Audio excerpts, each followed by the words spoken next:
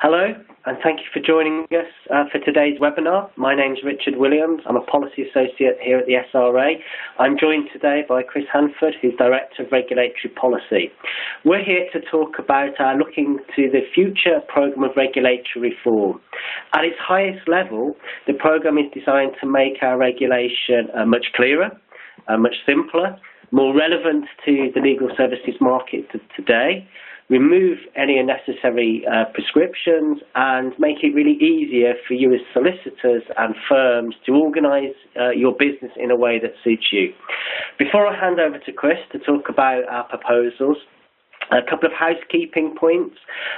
If you have any technical issues, there is a box for you to submit your issues to, and they will be picked up and addressed. We will and have dedicated a portion of today's webinar time to answer your questions. We will spend the last 15 minutes doing those, so please do submit your questions, and there is a question box to do that through.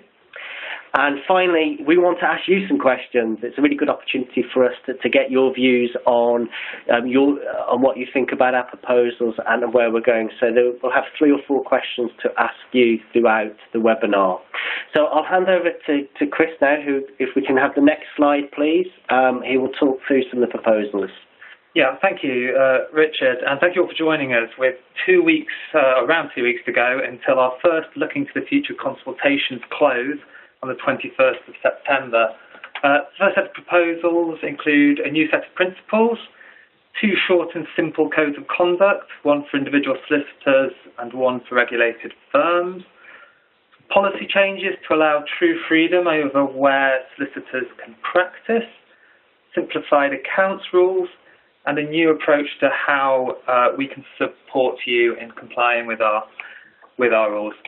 I'll touch on all of those issues today, but to start with, I'd just like to talk a little bit about why we regulate and what we're trying to achieve.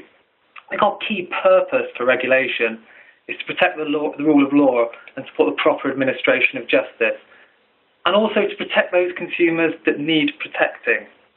A key element of this is holding standards and core professional values to those that we regulate. We also want to do more to help people access legal services and access solicitors. Lots of people don't at the moment. There's lots of unmet need out there.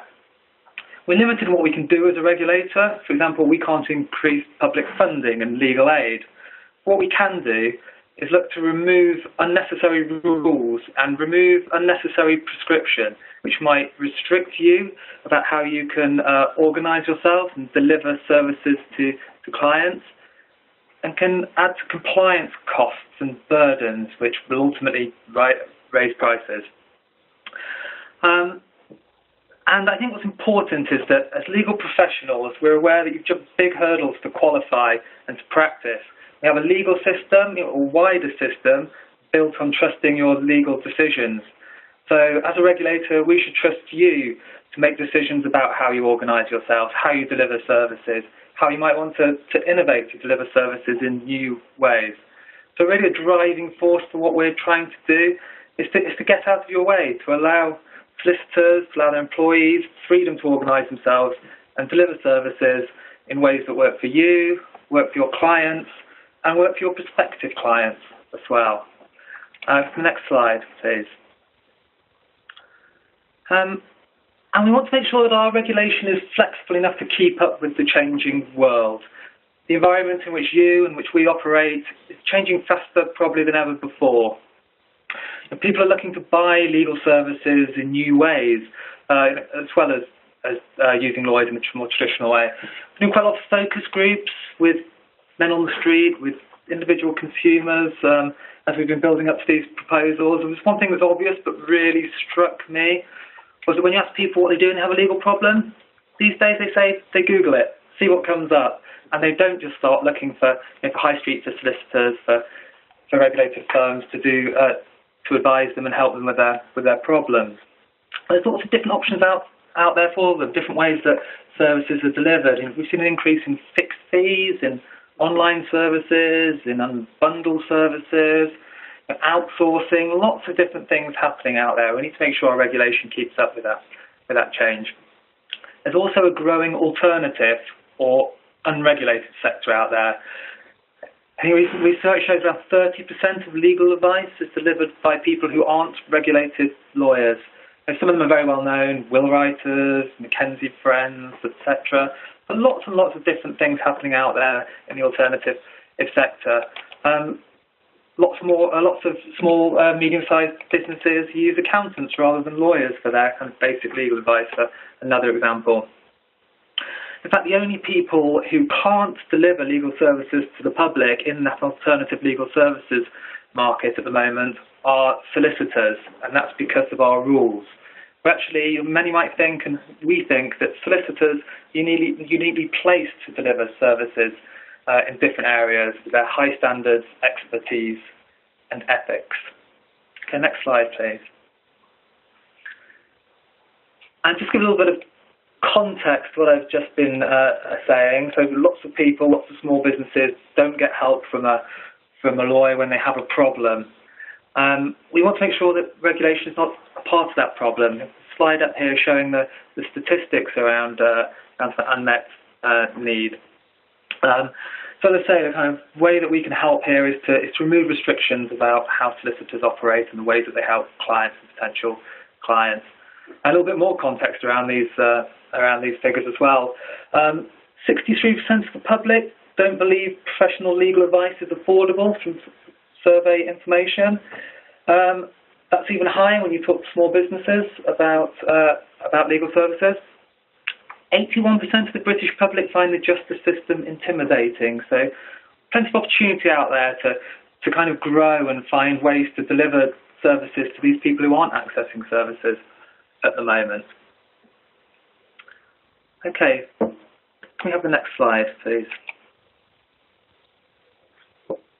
So the proposals that we are consulting on. So first of all, we are proposing a revised set of principles which we think best reflect the fundamental tenets, the overarching values and behaviours that we expect of those that we regulate. We want our revised principles to be easily understood and owned by the profession and the public alike, and to convey a clear message about what our regulatory purpose is. We're consulting on reducing from our existing 10 principles to 6 principles. I should stress that we're not losing anything here.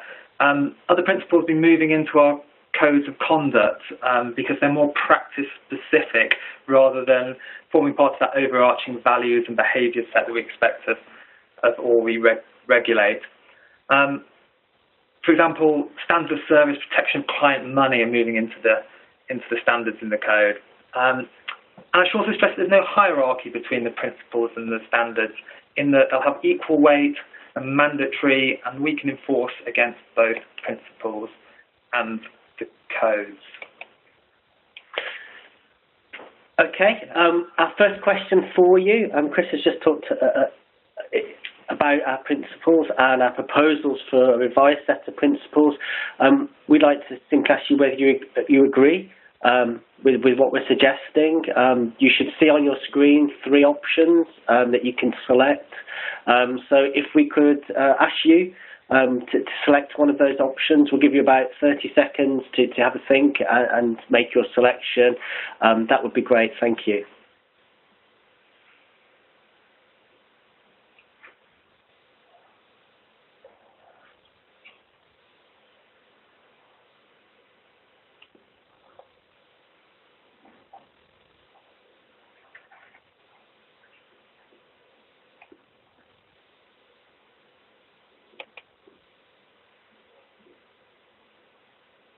Okay, we've got the answers in, and we have 55% of people agree with the fact that actually we should have a shorter number of principles, which I think is encouraging. The next largest proportion really is just 36.5% who are suggesting that it makes no difference, and the smallest percentage is really those that are saying that disagree with our proposal. So I think that's really encouraging for us in terms of taking our work forward. Yeah, and broadly consistent with a Twitter poll that we previously done.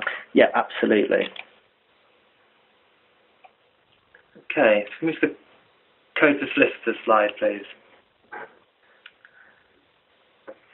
So one of the big changes that we are proposing is to move to two codes, one for individual solicitors and one for regulated firms. The intention is for the individual code to have one short, simple and accessible code for solicitors wherever they practice, whoever their client is, really. It will clearly set out the professional standards, behaviours and ethics at the core of being a solicitor. By having a shorter, clearer code, it'll be easier to understand and internalise, and also easier to explain to others, such as an employer or whatever else.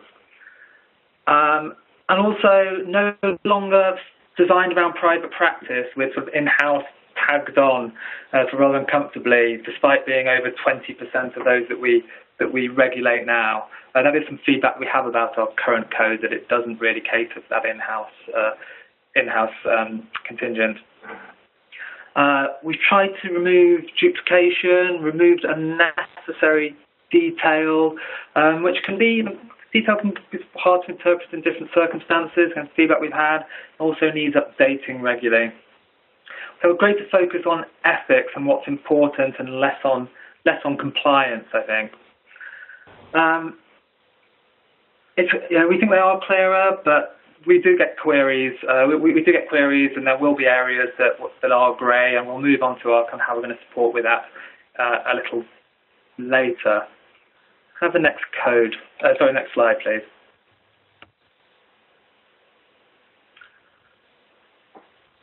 So we also propose a new code for firms.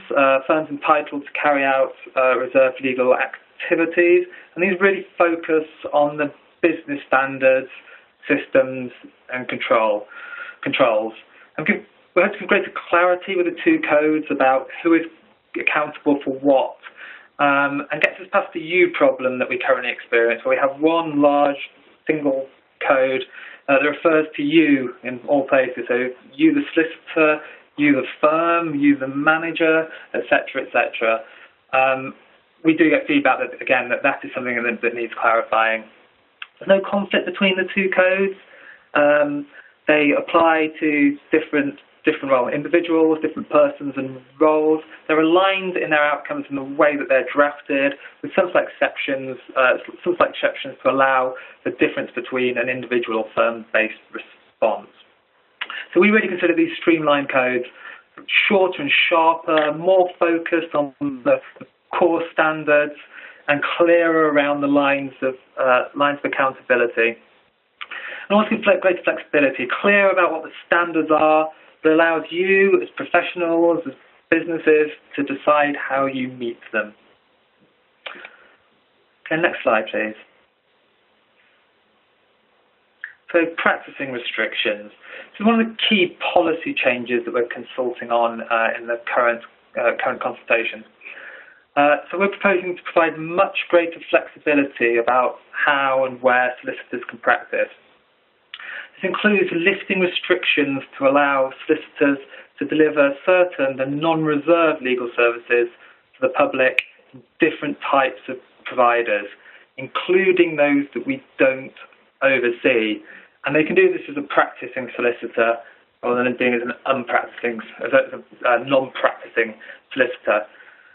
So reserved legal activities, those small group of activities that statute declares can only be done by regulated people in regulated organisations, in effect. Very narrow list, things like litigation, rights of audience in some courts, part of the conveyancing process, part of the probate process, notarial activities, administration of oaths. So very limited things. Most legal activities anybody can do. There's no restrictions in law in who can do those activities.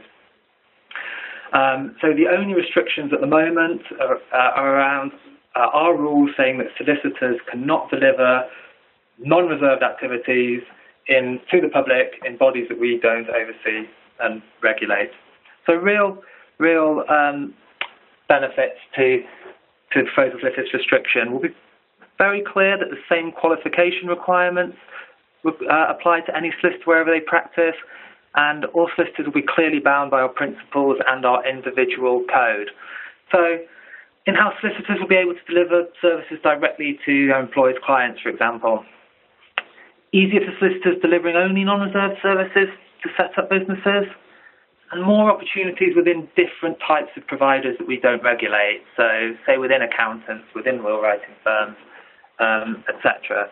And as I keep saying, I think it's slightly perverse at the moment that qualified, ethical solicitors are the only people that can't deliver non-reserved services to the public in these businesses now, or at least not as practising solicitors.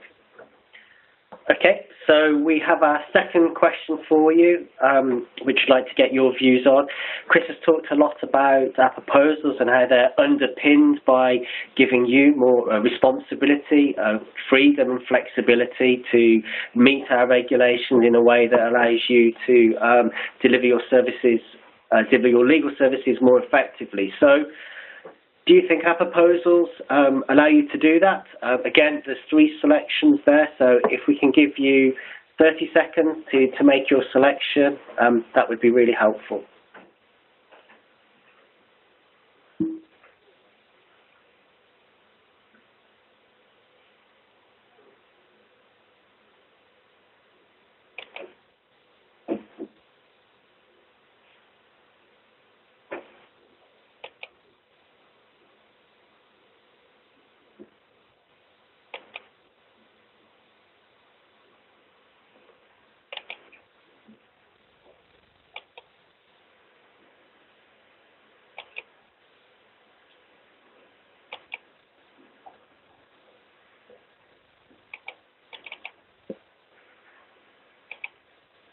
Okay, we've got the answers in there. We're just having a quick look at them.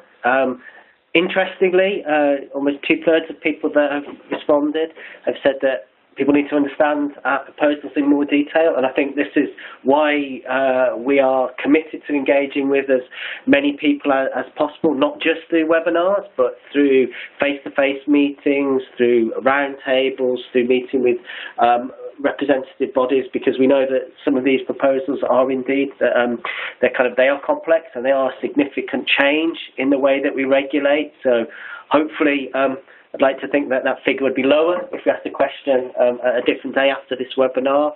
But again, we've still got still quite a big proportion there. 22% of you have said that actually yes, these proposals will help. So again, that's a very positive picture. I think we can take away that we still have got more work to do communicating what these proposals involve.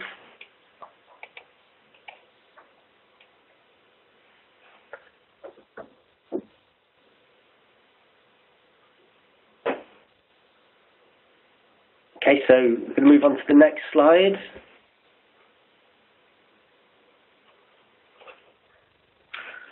Okay, so we're also, as part of our consultation package, consulting on simplifying our accounts rules. I'm not going to spend too much time on this, as there was a webinar done recently specifically on the accounts rules, which is still available on our website. To say that the protection of client money remains a key SRA priority, and we have a very clear focus on keeping client money safe and separate. But the rules propose getting rid of a large amount of the technical details. Very long set of rules at the moment, very detailed, very prescriptive. We know from information received from accountants' reports previously that about half of the firms that we regulate are in breach of those rules at any one time. And yet we take action in very few cases because there's little harm. So more technical breaches. If you have that level of non-compliance, but actually taking action in that few cases, then I think there's clearly something that needs revisiting there to simplify. Okay, next slide, please. So what do we think the benefits are of our proposals? I won't dwell on this. It's up on the slide. I think I've talked about all of these through the presentation so far. So I'll let you look at that for a minute and we'll move on. Okay, next slide, please.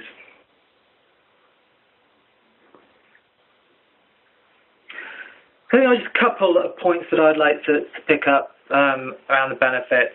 So single profession, I think these proposals will help bring greater coherence to what it means to be a solicitor. So all solicitors subject to the same qualification requirements, the same ethical standards, more robust and clearly articulated than ever before in the new code. And it will help go with that grey area and the need for it around non-practising solicitors, where in order to deliver non-reserved services to the public like anybody else can do, the solicitor looks to relinquish their practising certificate and become a non-practising solicitor. I mean, who knows what the public understands of non-practising solicitor? It's not a very clear term, and understands of what, if any, regulatory protections might apply to that. As I've spoken about before as well, is having that very clear code that applies to everyone should help with the feedback we get that in-house solicitors sometimes think they're considered an afterthought in our current arrangements and when it comes to our current standards. So it's very clear that there's the same standards for solicitors wherever they practice. And also, I think our proposal sort of acknowledge the fact that there is this sort of almost a two-tier legal services market at the moment, where you have your reserved activities that only regulated providers and individuals by law can undertake, and this huge swathe of unregulated activities, non-reserved activities, covering most things that everyday people may seek legal advice in. It's employment advice, it's general legal advice. Most legal advice is not restricted by law and anyone can deliver them. So I think kind of acknowledges that that's out there. This alternative or unregulated sector exists totally outside of ours or any other sector-specific regulator's jurisdiction. So we propose stopping the fact that, I keep saying, that solicitors are the only people that can't deliver legal services to the public in that alternative market at the moment. Whereas we think actually it will bring real benefits, raising standards, bringing different values that solicitors take into those organisations, backed up by our regulation, by our new short, clear code. And it gives more choice to consumers about how they access solicitors, and more access to those high-quality, competent solicitors. Solicitor firms distinguish themselves as being SRA regulated with all protections that brings, including things like access to the compensation fund, which wouldn't exist in the alternative legal services market. And it's all backed up by the requirements clear for the solicitors, wherever they practice, to be clear to consumers about the protections that exist. And also, we're developing ways to help consumers understand the choices that they have. Working with consumer bodies, doing focus groups with consumers to help understand what information will help them make those choices and understand the balance they're making between different types of protection and way services are delivered. Okay, next slide. So our new codes will be supported by a new enforcement strategy also. If we're giving greater flexibility about how you can comply with our standards, let's be clear that we won't second guess how you're actually doing that in practice. So we'll focus on public interest considerations and not technical breaches. Where things do go wrong, we'll take a proportionate response. But where we find solicitors have willfully, carelessly, negligently misused the freedom, our response can and will be robust. Within our enforcement strategy, we'll look at the context of the wrongdoing, how serious we believe the issue to be, given full consideration of the circumstances. It's a big internal review of our current framework, but informed by the massive amount of input we had to our recent Question of Trust campaign, where we heard from thousands of members of the profession, from the public, about what they thought was serious, where we should be concentrating our regulatory oversight when things go wrong. That will feed into this. And we'll be clear on that, so we'll give greater clarity about who we enforce against to match our codes, individual against firm, where lines of accountability lie. Okay, next slide, please.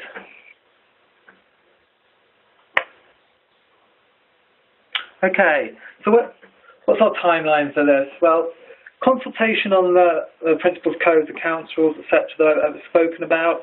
As I said, it closes on the 21st of September. So I really do encourage you to respond to that consultation. If you can, feel free to just respond to bits of it if you want to, and visit our website. I'll look into the future pages on the website where there's different options where you can give feedback as well. But really would encourage you. We need to hear your views to get our final position right.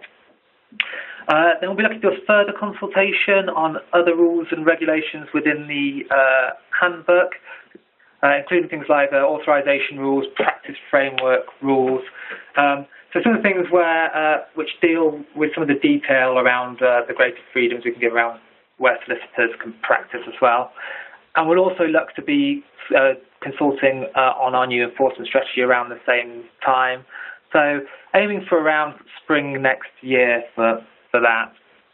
And implementation, no earlier than late 2017. It's probably more likely to be in 2018, I'd say, but we'll give plenty of lead-in time for that. Give long consultations, plenty of engagement, and then we'll give plenty of notice of any changes that come in afterwards. Plenty of lead-in time there. Okay. We have made it absolutely clear in our consultation that we are committed to helping people understand our proposals, and again, today's session is part of us doing that. We're also really committed to helping the profession apply any changes that we might make and actually help them to comply with the final handbook. So engagement and working with you and listening to you about the issues that you face and how we can support you is absolutely critical to developing our policy positions, as Chris mentioned, but also developing right, appropriate and targeted support. We've done lots of engagement, as I mentioned earlier on so far. I mean, we've had over 10,000 views of our digital content on our website that's specifically for looking to the future, and we've spoken to over 1,000 people. We want to provide material that you find useful and helpful, and we need to hear from you as to what those issues are and the ways in which we can provide that support.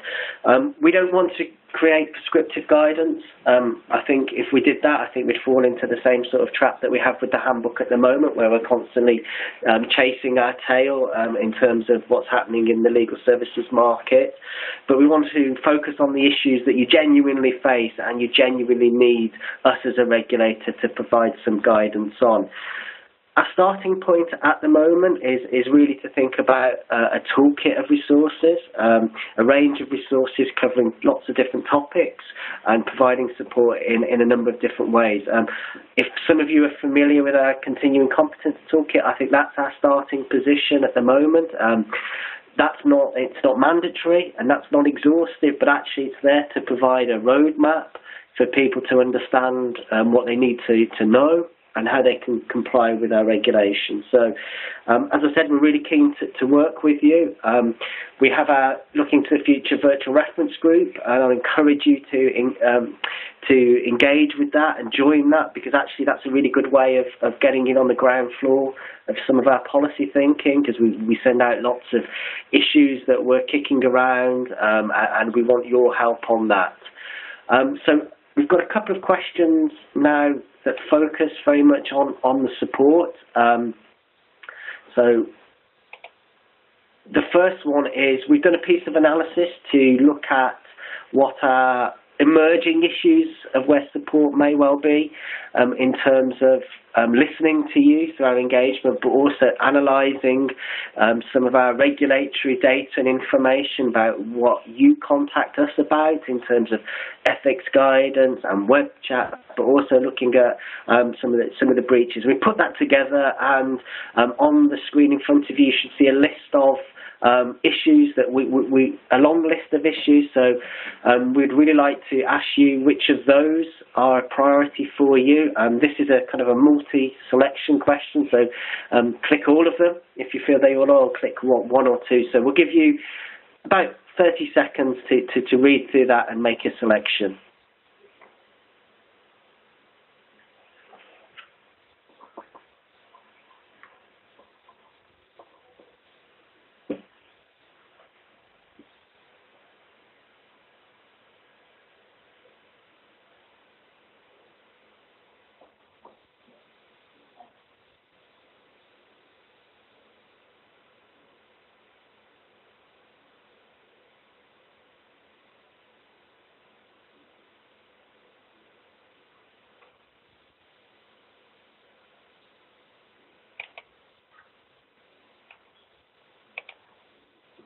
Okay, hopefully Phil has enough time there to answer that particular question.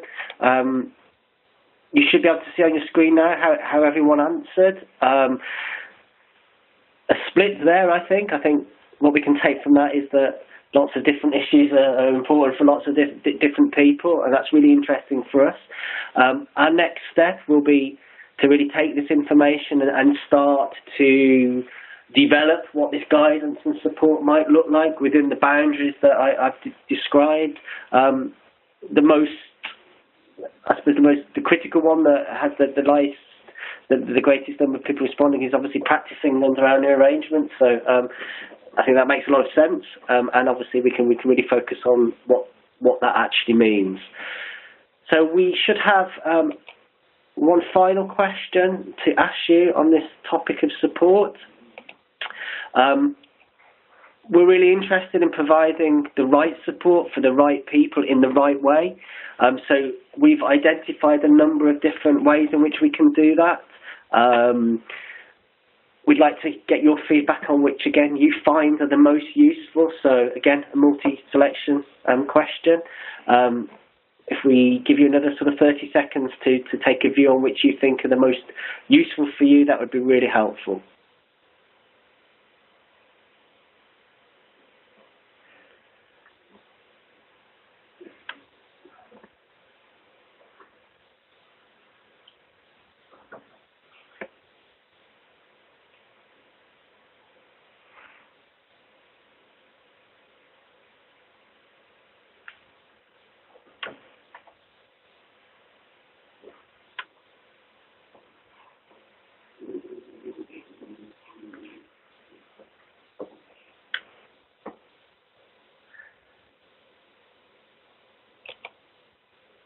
Okay, the votes are in, and again, a wide-ranging selection of answers there.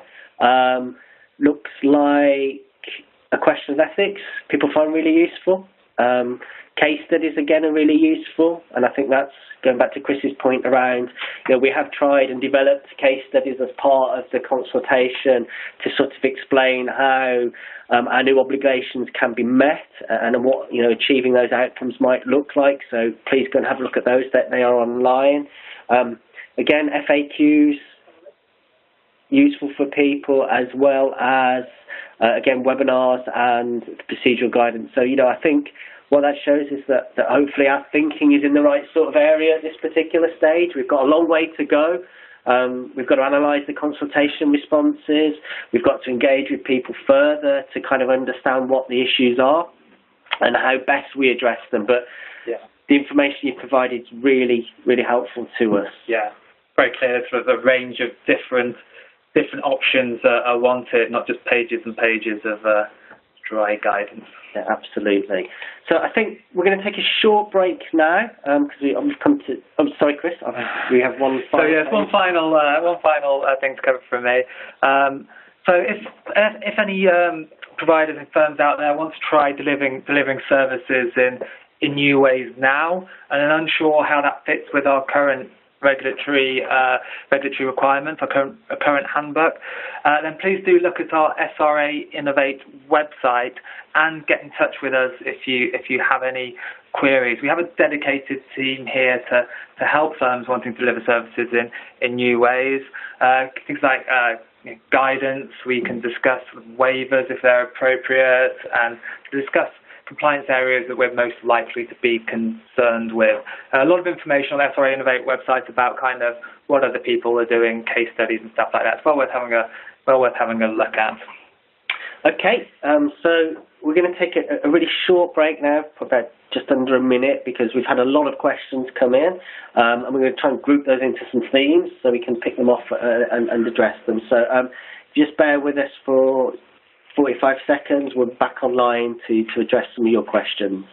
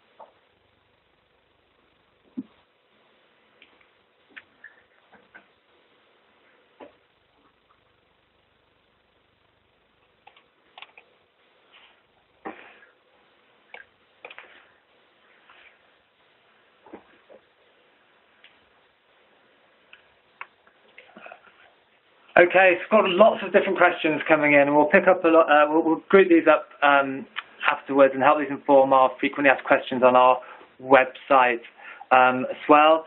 Let's pick a couple of things coming through. So queries around when is this happening?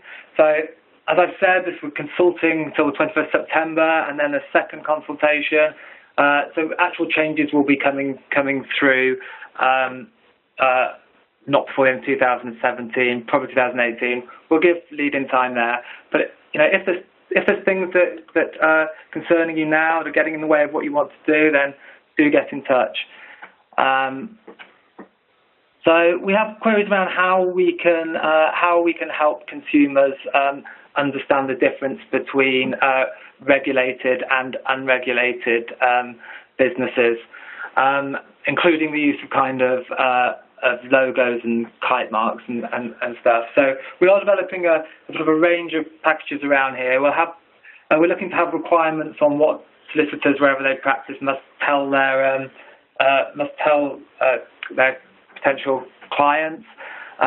We're also looking at things like whether logos might help here, and we're doing some testing of what consumers understand of different sorts of logos, and then kind of how to get information out to different types of consumers at the time that they need that information. So discussing this with consumer bodies, different organisations where individuals might come into contact with them about a legal problem, and we have recently actually just put some new information on our Legal Choices website, which we run on behalf of all the legal services regulators, about the difference between regulated and unregulated practices too. We've had a couple of questions around, we've actually a couple of comments really about saying, well, actually, people are supportive of the flexibility that they're going to get through our proposals if we go down that particular road, but some kind of queries around actually how will people understand if they're complying, and I think this is where the support package becomes really important. We've got to be clear on what we mean by what we're asking people to do under our regulations and how they can meet them, but balance that without being prescriptive, because no two solicitors are the same and no two firms are the same. So the guidance will be there to do exactly what it is and guide people around what actually they should be doing in terms of meeting the obligations under the new codes.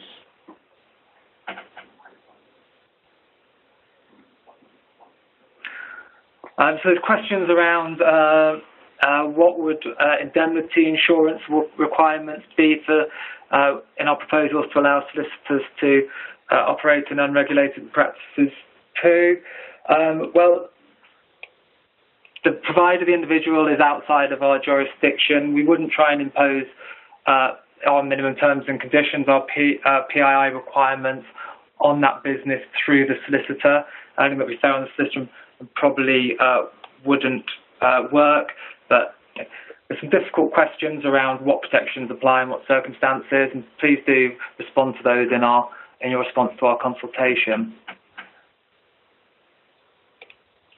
And there's some questions around, some quite complex questions around things like privilege and conflict and things like that. We are actually developing support materials around those at the moment, and I think there'll be something on case study on conflicts being worked up as a possible early example. Absolutely, we'll be sending some examples today actually to our virtual reference group to give them a flavour of how they can identify and manage a client conflict situation. Again, if any of you that are listening today are members of the virtual reference group, really welcome your feedback on there.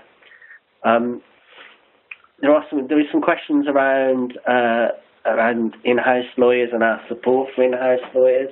And again, I think Chris in his presentation made it absolutely clear that what we're trying to achieve with our proposals is to bring in-house solicitors, I suppose, not least in perception terms, from the periphery of our regulation, where they are often added on into into kind of the core with a single code applying to everybody. But in order to take advantage of some of these freedoms and flexibilities, I think we've got to do some work around providing the right tools for in-house solicitors to explain what this might mean and what this new environment might mean for them as well as their employers. Okay, so we'll take the rest of these questions away, and we have a bit more time to group them and look at them, and then we'll try and feed them through to our frequently asked questions and material on our website. Just emphasise again, consultation paper is on our website, has a lot more detail in it.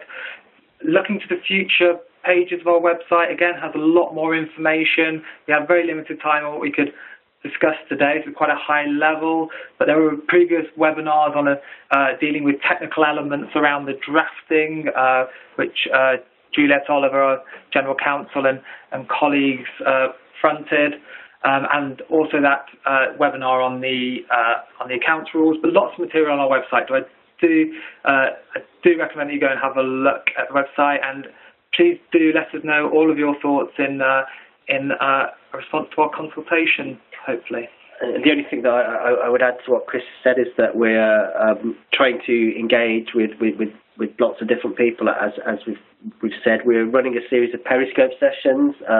We've started some; they're available on our website. But have a look at those because they try and break down what the key messages are, depending on, I suppose, the type of person you are. You know, for example, in-house solicitor, a small firm, a cold coffer. So if you want more detail, have a look at those. So that wraps up, I think, the webinar for today. Thanks very much for joining us. We hope that you go away a bit more clearer on what we're proposing and why we're proposing these. And this, as Chris has said, this webinar will be available on our website in the next couple of days. We'll take the questions away. Please check our frequently asked questions page, and we'll make sure that we address the ones that we haven't addressed today. So thanks from me. And thank you very much. Thanks very much for joining us.